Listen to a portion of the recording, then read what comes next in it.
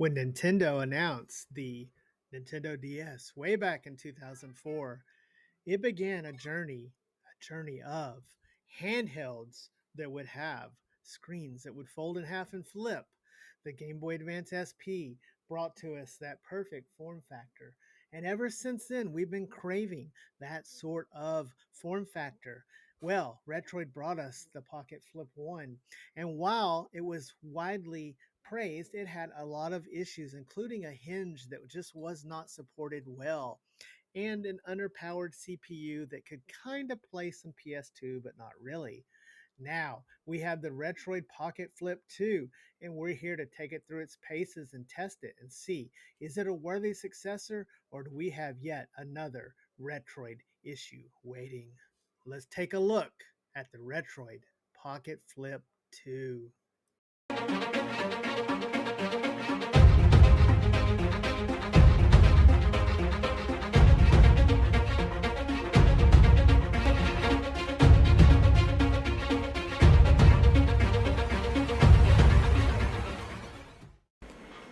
Do you live with an a-hole? And I'm not talking about another human. I'm talking about a cat. Do you have one of those that just wakes you up in the middle of the night, knocks stuff off whenever they want to? You need the services of Jackson. No, wait. I am not Galaxy Jackson. He's amazing. I could never fix cats. Hey, Deadheads. Welcome back to the channel. Or welcome to the channel for the first time, new Deadheads. Today, we're taking a look at the Retroid Pocket Flip 2. Let's flip again. All right, so we have our typical box here. There's no surprises when it comes to this box here. It is pretty much the typical box that we're used to seeing here. We do have the Flip 2 name on the side, and we also have the Retroid Pocket logo on the front with the little design that they use. Moving around the sides of it, there's not much there to see, not much to look at. There is our colorways, and at this point, when this video is being made, there are the four colors there. We do have the GameCube color, which is the one we got. We have ice blue, and we have the black, and then we have the 16-bit one. So, opening the box up, we have the magnetic box lid. I really like these boxes, even though they're pretty basic. Right up the bat, we have this little card, and it's got that symbol on it, the flip symbol, I guess you could call it, that is on the back of it that I like, but a lot of people don't like this design. And then the card has some information here about the specs, as always. So pretty typical for Retroid. Looking underneath, we've got a quality assurance code, and then we have our USB-A to USB-C cable, and then below that, nothing else. So pretty much standard for the par for what we've been used to seeing with Retroid. No surprises here. Once we get this handset out of here, though, let's put everything back in the box. And so the box is pretty standard. Well, we did get, and we ordered this for extra, we did order the lanyards, and they did ship with 3 different lanyards of colors. I opted to go for the gray and purple, which matched the gray and purple on my GameCube model.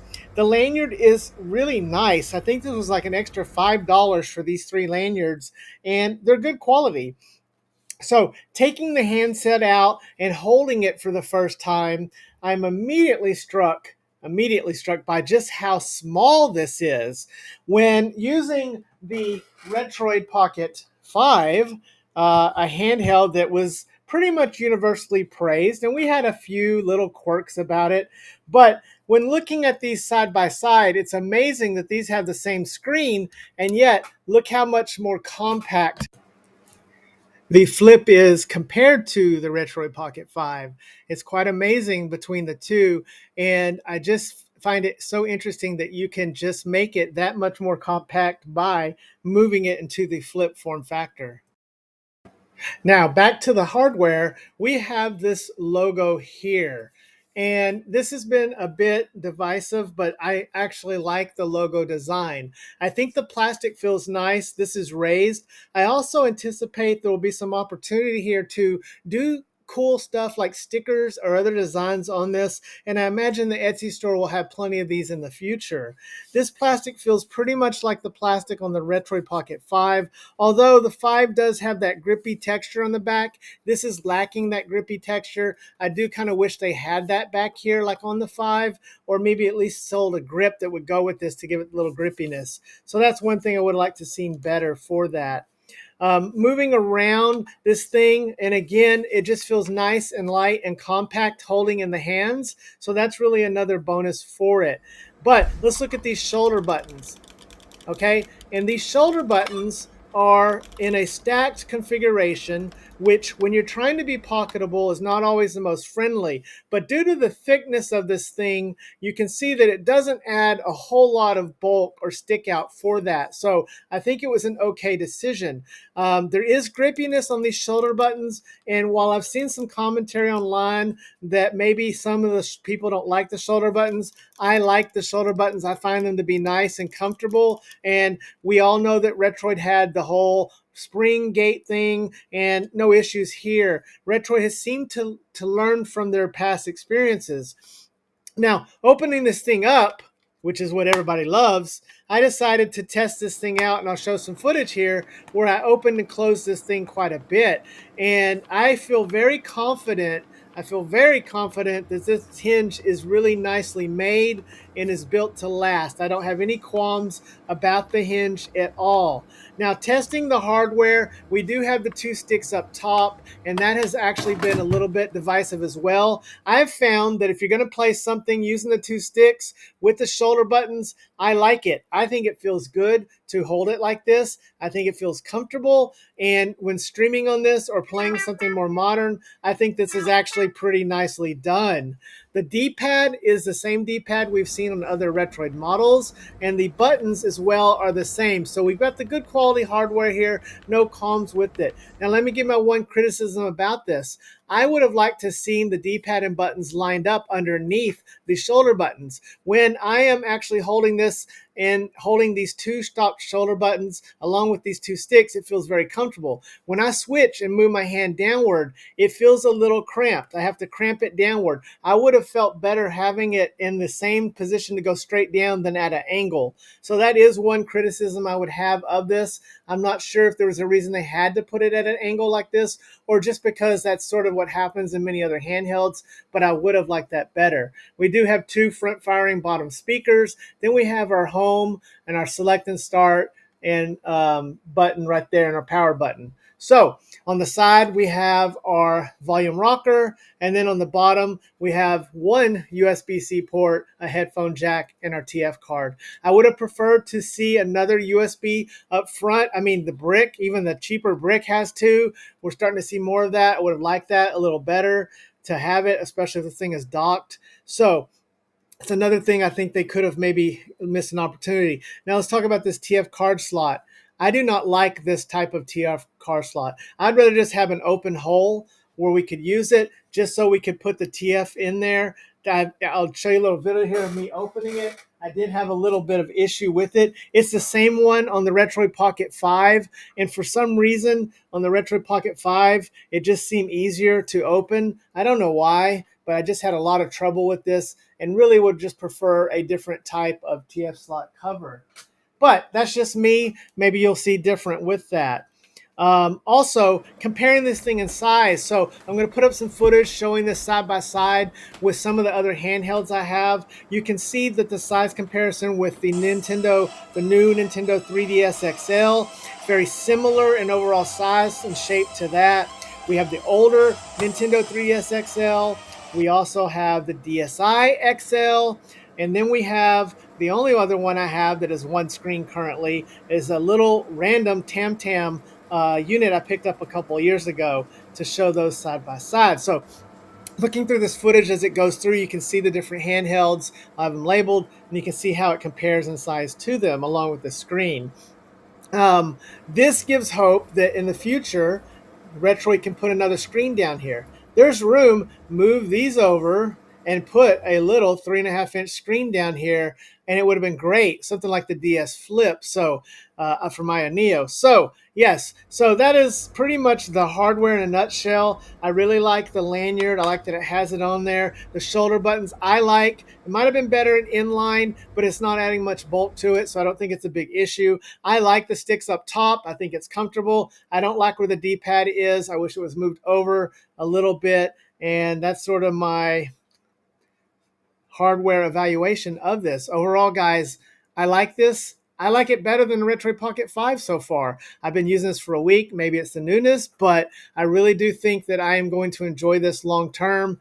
I like handhelds that flip and shut down. I like it doesn't need a case, has a lanyard. You can flip it, protect the screen. It's pocketable. I like it. But let's talk about the software next. Now, moving on to the software, I want to say that I'm really surprised, guys. I'm surprised because I have not liked the Retroid launcher, but I think that they've been working on this, and I wanted to show you guys this launcher because I like it, at least on this form factor. I'm really enjoying it. It is a lot like Daijisho. If you've ever used Daijisho, there is some work involved in setting it up. It's not as straightforward as Emulation Station, and I still like Emulation Station a lot, but I wanted to kind of show this. One of my favorite things about this is the fact that you can have the lighting integrated with it so that when it changes, the lighting matches the background and color of the emulator that you're focused on. Now, as I show you here in the menu, you can go in and you can edit this and you can set whichever emulators you want to set to it. You can change the colors for the backgrounds. You can get this thing scraped. And again, putting in a little work, you get it set up. I find that booting straight into this is nice. It also has a section where you can go if you want to use the rest of Android and have your traditional Android apps. So really, I have kind of surprised myself, and I think that I'm going to just use this as my main launcher.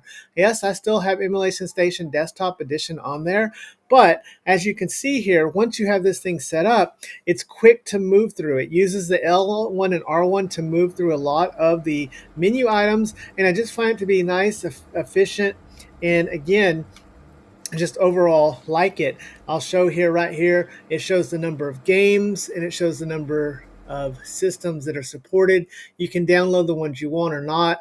Again, if you've ever used Daijisho, this is set up in a similar form to do that. And yeah, I just kind of like this launcher now. So I wanted to share that. Now, Android on this is pretty much the same build of Android that we have on the Retroid Pocket 5. So if you've used that, no surprises here. It's pretty well done. It's implemented. You can use the Quick Step launcher, the normal Android launcher, or you can use this Retroid one, or you can download a launcher like ESDE and add it to that. Now let's show some of the game footage here. This is the Snapdragon 865. So we know how this performs. We've seen this now already in two other handhelds from Retroid. We've already seen it in the Mini and also in the 5. And so now we have it in the Flip 2. There is support for Linux on this. There's not an official Linux build on this yet. However, the one on 5 works because essentially this is the 5 in just a different hardware shell. So pretty much you're able to do that as well. The gameplay here is excellent. You can play easily up through PS2 and Gamecube. I'll also show a little bit of Switch footage here. I'm not going to show a lot because I don't want to get a strike, but it does play Switch. Now, again, the Portal, the Odin 2 Portal, is the ultimate Android handheld. If you want to play everything, that's going to be the handheld to get. But the Retroid Pocket 5 and the Flip and the Mini are all going to play most Android titles, most emulation up through even some Switch, and it's going to do Nintendo Wii, 3DS, Vita, all that stuff. So don't really going to go deep into the software here because it's really the same. If you've had a Retroid Pocket 5, you've seen it, you've been waiting for it or whatever. This is the Retroid Pocket 5 in a clamshell form factor. That's what this is. It has got a nice shape to it, a nice weight to it. The only criticisms I have for it really are the long-term durability of the hinge, but I'm very confident about that. And also the placement of the D-pad and the buttons. I wish they were further spread apart just for me. But it's got a good sound. The battery life I'm getting on it is good. Hopefully we'll get Gamma OS on this. That would be nice to add to it. But there is just a lot of options. So this is my verdict on this. If I had to pick between keeping this and the Retroid Pocket 5, at this point, I'm going with the Flip. I think that has a lot to do with the fact that I like the Flip form factor. I think it's just a lot for me. I think the sticks on this are a little bit better than the sticks on the other one, even though they're pretty much very similar. They just seem nicer. They have a little texture to them. I like it. I like the lanyard that comes with it. I did sort of custom put a lanyard on my 5, but I like that I can get it. I like folding it up. It's compact. Now, the only other criticism I have on this thing is this thing can be a little bit loud with a fan. Again, that's going to depend on what you're trying to emulate, how hard you're trying to push this thing. And these speakers, while great, could be just a little bit more bass. I wish they had a little more bass to them. They're a little tinny at times. But this also has support for Bluetooth earphones. This has video out. It has, you know, a lot of awesome things for it. It's just a great handheld that I think I'm going to enjoy. I really like the Miyoo Flip. I find myself playing that a lot, even though that's a very flawed device in a lot of ways. And even though I think the community is going to have a lot of criticisms of this, and Retroid deserves it, especially for all the stuff they pulled in the past, that I like it. I just like it, guys. So that's it. That's my verdict. I think it's a great handheld. I bought this myself. Retroid did not send this to me. This is based on my opinions. I like this. I'm probably going to keep this one and use this one, and I'm probably going to let my 5 go to another home where it'll be better served because I have the Odin 2 portal, which is just better overall than the 5. So, anyways, leave me a comment. Let me know what you think about my review of the Retroid Pocket Flip 2. I'd like to see in a Flip 3, let's see the bottom screen. Let's put a screen there. Let's spread these out. Let's give this a little bit of a bigger screen. Let's go 6 inches. We'll see it, you know? Anyways, guys, remember to hug your loved ones and love your hugged ones because tomorrow is never promised. We'll see you next time, Deadheads. Deadfred out.